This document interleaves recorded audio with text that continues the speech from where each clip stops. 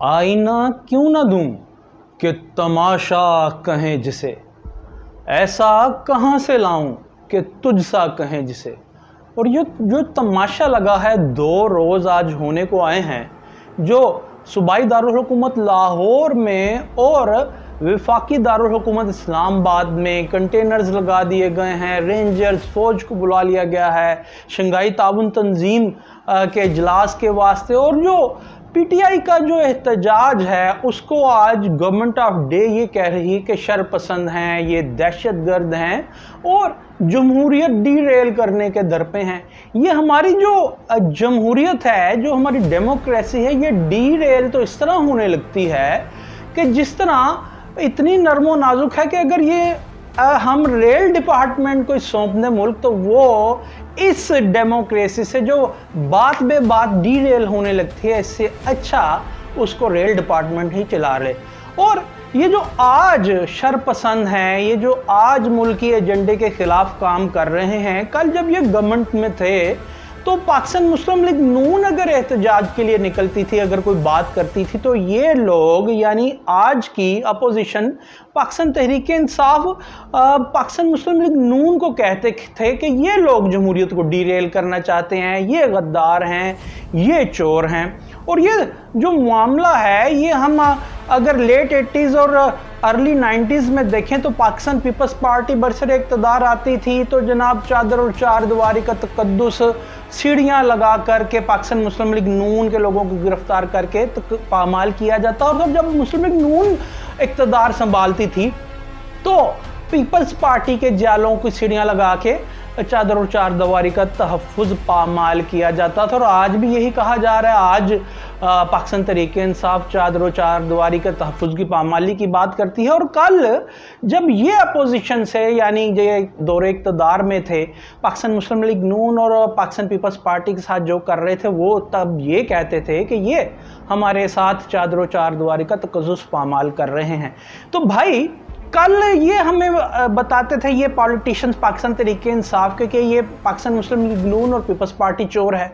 आज हमें Pakistan peoples party और पाकिस्तान मुस्लिम लीग नून बताते हैं कि तोशाखाना रेफरेंस और ये गद्दार है, ये यहूदी लॉबी का एजेंट है पाकिस्तान तहरीक इंसाफ, ये बताते हैं। कल का पॉलिटिशियन कहता था आज का पॉलिटिशियन चोर है, आज का पॉलिटिशियन कहता है कल का पॉलिटिशियन चोर था। तो ये सब तो चोर ही हैं। और बेहतर तो यही है कि फिर इनसे जनाब इनको हटा दीजिए, इन चोरों को हटा दीजिए, ये तमाम पॉलिटिशियंस को। और जो भी प्रोविंशियल सेक्रेटरी, चीफ सेक्रेटरी किसी भी सूबे का होता है, उसे वज़ीर आला बना दिया कि करें सूबे का। और जो फेडरल सेक्रेटरी एस्टेब्लिशमेंट होता है, जिसका काम डायरेक्ट प्राइम मिनिस्टर को रिपोर्ट करना होता है, उसे प्राइम मिनिस्टेरियल पावर्स दे दें, प्राइम मिनिस्टर बना दें। वो शायद इनसे अच्छा मुल्क चला लेंगे। वो क्यों? क्योंकि पॉलिटिशियंस ने जो किया है और यहाँ पॉलिटिशियंस के साथ जो हुआ है उसकी चीदा चीदा बातें सुन लीजिए। First governor general of Pakistan Quaid Azam Mohammad Ali Jinnah, जनाब उनकी एम्बुलेंस जब वो अलील थे, वो 1 घंटे से 1.5 घंटे तक वो सड़क पे रही और उन्हें रेस्क्यू करने कोई नहीं आया। वो कौन लोग थे?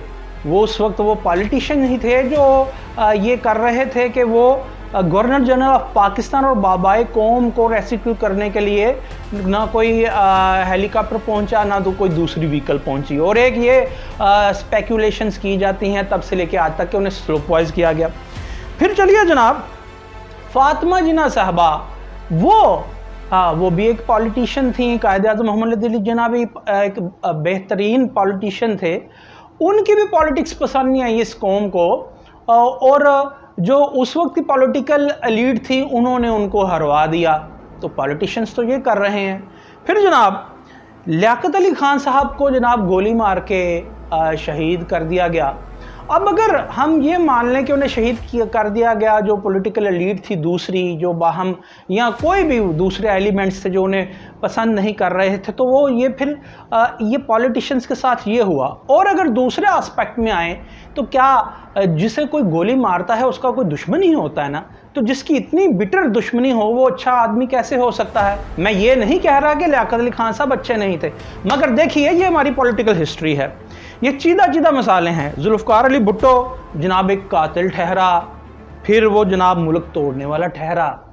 फिर जनाब उसको फांसी दे दी गई कत्ल के मुकदमे में, और उस फांसी को 40 बरस बाद ये कहा गया कि जुडिशल मर्डर है।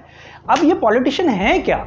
अच्छा जी, फिर बेनज़ीर भुट्टो आई तो वो करप्ट सियासतदान थी, सरे महल उसने बना लिया, वो भी चोर थी। फिर नवाज शरीफ आ गया, वो भी करप्ट आदमी था, लंदन में जायदादें बना ली। फिर जनाब इमरान खान आ गया, वो भी जनाब गद्दार है, फितना है, तोशाखाना रेफरेंस है, यहूदी लॉबी का हरकारा है। आज ये गद्दार है, कल नवाज शरीफ गद्दार था कि सज्जन जंदाल उससे मिलने आ गया। फिर जनाब शहबाज शरीफ आया, वो भी करप्ट था जनाब। आज भी शहबाज शरीफ है कि वो शुगर मिल्स बनाई उसने, ये किया उसने, टीटी स्कैंडल है, ये है वो है, ये कभी ये चोर कभी वो चोर। उसके बाद जनाब आ जाइए बाचा खान, शुरू से गद्दार वतन था जनाब, ओके हो गया, नेशनल अवामी पार्टी से अवामी नेशनल पार्टी बन गई, ठीक है जी। उसके बाद नुसरत भुट्टो MQM, वो गद्दार ठहरी, उसके बाद फिर वो पॉलिटिकल एलीट का हिस्सा बन गई। फिर नुसरत भुट्टो, बेनज़ीर भुट्टो को अदालती वानों में धक्के पड़े, फिर मरियम नवाज़ और तमाम लोगों को, और आसिफ जरदारी साहब की फरियाल तरालपुर बहन साहबा को भी धक्के पड़े। तो ये तमाम लोगों की जो हिस्ट्री है, ये तो फिर ये लग रहा है जिस तरह ये गलत लोग थे या चोर थे, ये भी चोर थे। आज आने वाले बताते हैं हमें कल वाले चोर थे, कल वाले बताते थे कि जो आज बरसरे इक़्तिदार हैं वो चोर हैं। तो ये तो सारे ही चोर ठहरे, और सीधा सीधा मैंने हिस्ट्री बता दी। और हिस्ट्री ये क्या है कि बाबाए कौम को स्लोप वाइज किया गया, ये एक माइंडसेट है, स्पेकुलेट किया जाता है ये।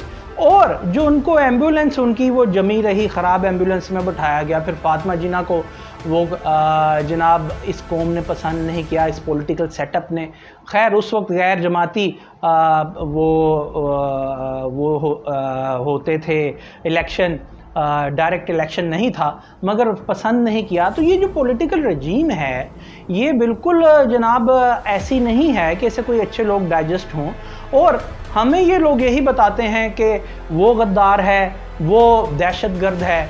जब वो बरसर इक़्तिदार आता है कि वो कहता है वो जनाब वो पिछले वाला गद्दार और दहशतगर्द था, तो इनसे मुल्क छीन लिया जाए और यहाँ तो लीज आउट कर दिया जाए इस मुल्क को, यहाँ वाकई हर सूबे के चीफ सेक्रेटरी को वज़ीर आला के इख्तियारात दे दिए जाएं और फेडरल सेक्रेटरी ऑफ इस्टेब्लिशमेंट को प्राइम मिनिस्टर ऑफ पाकिस्तान के इख्तियारात दे दिए जाएं, तो शायद वो इस पॉलिटिकल एलीट से अच्छा पाकिस्तान चला ले।